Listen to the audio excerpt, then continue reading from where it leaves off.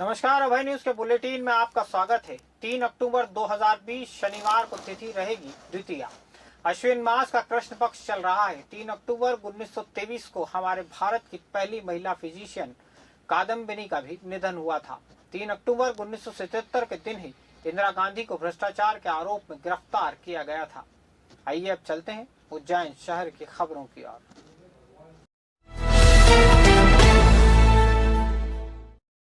अभय news के bulletin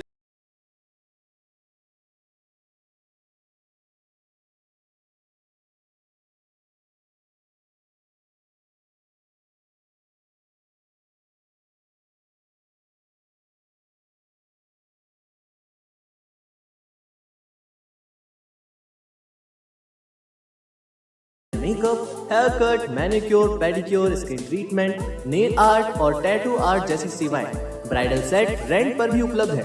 सब कुछ है यहाँ एक ही छत के नीचे। 21 सितंबर से 30 सितंबर के बीच हमारे प्रतिष्ठान पर मिलेगा 20 से 30% तक का डिस्काउंट। इसके साथ ही 1000 रूपए की खरीदी पर आप पाएंगे आकर्षक गिफ्ट भी। हमारा पता है 7 मिर्जा नईम बेग मार्ग, उज्जैन।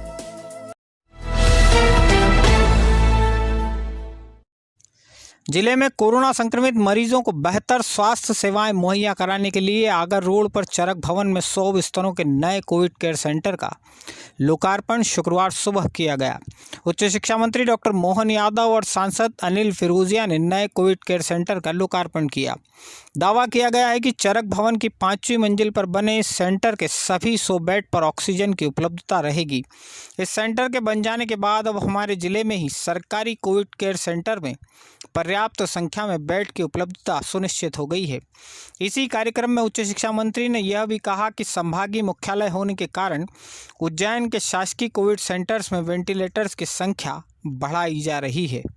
ये चरक की हमारी ये जो सौगात सिमस्त में थी, बहुत अद्वितीय सौगात थी। ऐसे में 100 बेड का हॉस्पिटल एकदम तैयार होना और वो भी कम समय में चुनौती था। और इस चुनौती के लिए मैं जिला प्रशासन, अपने हॉस्पिटल प्रशासन सबको बधाई देता हूँ जिनने एक चुनौती को सार्थक रूप में लिया। इसके पहले आपने सबने देखा कि माधवनगर हॉस्पिटल हमारा पूर्ण रूप से सुसज्जित होकर के ICU भी चालू कर दिया और ये संभाग का सबसे अच्छा हॉस्पिटल के रूप में वो काम कर रहा है। ये भी ज़्यादा अच्छी बात है कि सरकारी व्यवस्थाओं पे लोगों का विश्वास बढ़ा है। आमतौर पर प्राइवेट हॉस्पिटलों पे लोग भागते थे, लेकिन माधवनगर ने अपनी साख बनाई, हमारे स्टाफ ने साख बनाई। तुरंत अब चरक के लिए भी हमने नई भर्ती के लिए व्यवस्था करा दी है और मुझे पूरा भरोसा है कि कोरोना के कष्ट में ये उपयोगी भी सिद्ध होगा। बुलेटिन की शुरुआत में आपको उज्जैन जिले का कोरोना का हाल बताते हैं। गुरुवार 1 अक्टूबर रात तक की स्थिति में हमारे जिले में कोरोना के एक्टिव केस 380 रह गए हैं। पिछले लगभग 7 दिनों से एक्टिव केस में लगातार कमी आना बता रहा है कि हमारे जिले में कोरोना वायरस का संक्रमण काबू में आता जा रहा है। गुरुवार रात को हमारे जिले में 21 नए कोरोना मरीज सामने आए हैं, जबकि पहले से अस्पतालों में भर्ती या होम आइसोलेशन में रह रहे 57 मरीजों को डिस्चार्ज किया गया है। जिले में रिकवरी का रेट अब देश और मध्य प्रदेश की तुलना में बेहतर हुआ है। गुरुवार रात जो 21 नए मरीज सामने आए हैं, उनमें से 12 उज्जैन शहर के, 2 बड़नगर, 4 नागदा और 3 मरीज महिदपुर के हैं। वैसे आपको बता दें कि हमारे ज़िले में पहला कोरोना केस 25 मार्च को सामने आया था और 6 माह से कुछ अधिक अवधि में अब कोरोना के कुल मरीजों की संख्या 3000 के पार हो गई है। उज्जैन नगर निगम ने शुक्रवार से मोबाइल ऐप की सेवा शहर के नागरिकों के लिए आरंभ की है। शुक्रवार को उच्च शिक्षा मंत्री डॉक्टर मोहन यादव और सांसद अनिल फिरोजिया ने इस एप्लीकेशन को लॉन्च किया। नगर निगम ने स्मार्ट सिटी कंपनी और एक्सिस बैंक के सहयोग से इसे तैयार किया है। नाम दिया गया है UMC सेवा सिटीजन ऐप। इस मोबाइल एप्लीकेशन के माध्यम से हर आम नागरिक सफाई व्यवस्था, स्ट्रीट लाइट, आवारा मवेशी, पेयजल, कचरा गाड़ी आदि से संबंधित अपनी शिकायत दर्ज करा सकेंगे। इन समस्याओं के फोटोग्राफ्स भी ऐप पर अपलोड हो सकेंगे। मोबाइल एप्लीकेशन में शिकायत दर्ज होते ही उसके निराकरण की समयावधि तय हो जाएगी। तय अवधि में भी यदि संबंधित अधिकारी या कर्मचारी शिकायत का निराकरण नहीं करता है तो शिकायत उनके वरिष्ठ अधिकारी को स्वतः ही फॉरवर्ड हो जाएगी। आप गूगल प्ले स्टोर से इसे डाउनलोड कर सकते हैं। एक और ख़ास बात यह है कि आम नागरिक UMC सेवा सिटीजन ऐप के माध्यम से ऑनलाइन ही संपत्ति कर, जल कर, जन्म मृत्यु प्रमाण पत्र जैसी सेवाओं का लाभ भी ले सकेंगे। ऐप नगर निगम ने सेवा ऐप चालू किया है, जो हमको मालूम है कि कई सारे छोटे छोटे काम है, स्ट्रीट लाइट बंद है, कचरा गाड़ी नहीं आ रही है, कोई हमारी अपनी जो सुविधाओं में कोई कमी हो गई, तो एक ऐप के माध्यम से हर व्यक्ति अपने घर से ही उस पर डाउन कर सकता है और ये जो ऐप के माध्यम से सारी बातें शिकायत के रूप में दर्ज हो जाएगी और कोई सुझाव है तो वो भी दर्ज होगा। मैं नगर निगम के आयुक्त और बाकी सभी लोगों को बधाई देता हूँ।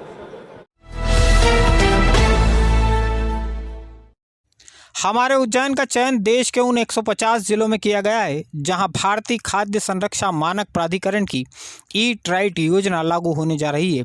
इस योजना के अंतर्गत उज्जैन जिले के सभी खाद्य व्यवसायियों को खाद्य लाइसेंस लेना अनिवार्य हो जाएगा। खाद्य पदार्थों की दुकान पर 3 बार से अधिक तेल का उपयोग नहीं हो सकेगा। 3 बार तक उपयोग किए जा चुके तेल को 30 रुपये प्रति लीटर के मान से बायोडीजल बनाने वाली कंपनियां खरीदेंगी। दुकानदारों को खुली मिठाई पर भी उपयोग की तारीख या अवधि प्रदर्शित करना अनिवार्य हो जाएगा। ईट राइट योजना के अंतर्गत जिले का खाद्य सुरक्षा अमला मोबाइल लैब के माध्यम से और स्कूल एएनएम आशा कार्यकर्ताओं को प्रशिक्षण देकर भी खाद्य सुरक्षा के प्रति लोगों में जागरूकता पैदा करने का काम करेगा। जिले के मुख्य खाद्य सुरक्षा अधिकारी शैलेश गुप्ता ने हमें बताया कि खाद्य सुरक्षा विभाग का अमला लगातार जिले में ऐसे लोगों के खिलाफ कार्रवाई कर रहा है जहां अमानक खाद्य सामग्री बिकने की आशंका है। इंदिरा नगर के विनायक किराना से तेल, अब्द अली रसूल भाई दौलतगंज और तुलसी ट्रेडर्स फुवारा चौक से सरसों तेल, मनोज ट्रेडर्स इंदिरा नगर से अनीक सौरभ घी, ब्राह्मणी किराना तराना से वनस्पति घी, राठौड़ ट्रेडर्स तराना से धनिया पाउडर सहित कुल 20 नमूने लिए गए हैं। खाद्य सुरक्षा विभाग के अमले ने Reliance Fresh Teliwada, Vishal Mega Mart Madhav Club Road, V Mart Freeganj और तुलसी ट्रेडर्स सहित 8 प्रकरण न्यायालय में पेश भी किए हैं।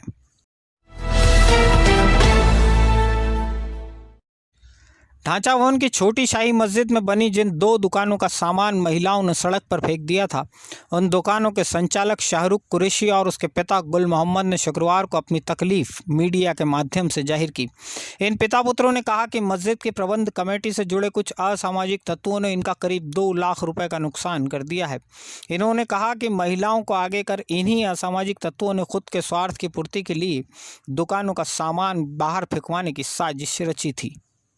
उनका किराएदारी में 4 साल से रह रहा हूँ। मेरे 2 साल तक किराया बराबर दिया है। 2 साल बाद कुछ परेशानी आई इनको हिसाब किताब में, तो इनसे किराया चिट्ठी मांगी। किराया चिट्ठी देने से इनकार करते हैं। जब इनकी शिकायत हमने आगे की तो ये हमारे से जलपन करके, हमारे से ईर्ष्या करके इनने हमारे खिलाफ प्रोपोगंडा खड़ा किया और हमें परेशान करने के लिए हमारी दुकानें तोड़वा दी पीछे से, जबकि शटर में अभी भी मेरा ताला लगा हुआ है। पीछे से इन्हें दुकान तोड़वा के मेरा सामान सब सड़क पे गिरा।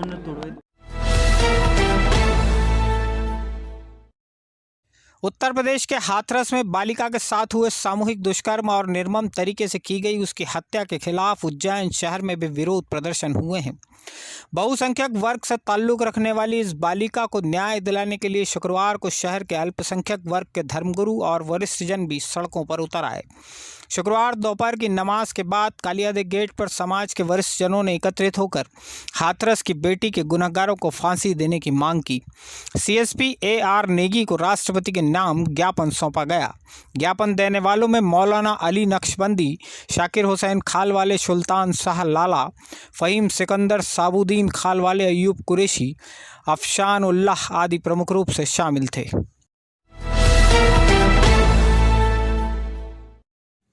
खबरें दे दनादन के प्रायोजक हैं RK क्लब एवेन्यू। नई जीवन शैली में करें शानदार गृह प्रवेश। केवल 5,51,000 रुपए में प्लॉट्स और 7,75,000 रुपए में मकान उपलब्ध हैं। यहाँ रहवासी क्षेत्र के बीच स्थित कॉलोनी, पता है ज्ञान सागर स्कूल के पास, देवास रोड, उज्जैन।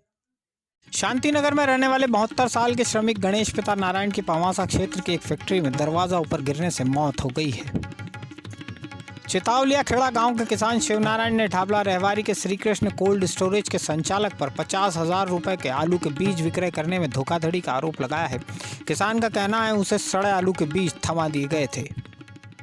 जिला अस्पताल में शुक्रवार से फिट हेल्थ वर्कर कैंपेन की शुरुआत हो गई है। 23 अक्टूबर तक चलने वाले इस कैंपेन में पुरुष और महिला स्वास्थ्य कर्मचारी, आंगनवाड़ी कार्यकर्ता, महिला पुलिसकर्मियों के स्वास्थ्य की जाँच की जाएगी।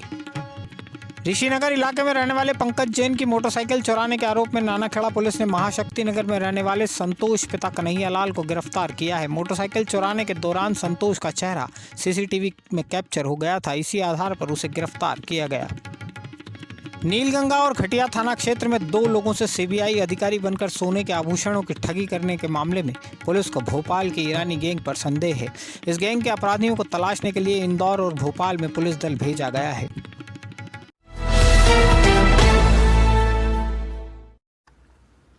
दर्शकों, अगर हमारा बुलेटिन आपको पसंद आया हो तो इसे शेयर जरूर कीजिएगा। कल फिर मिलते हैं, तब तक के लिए मुझे आज्ञा दीजिए। जय श्री महाकाल।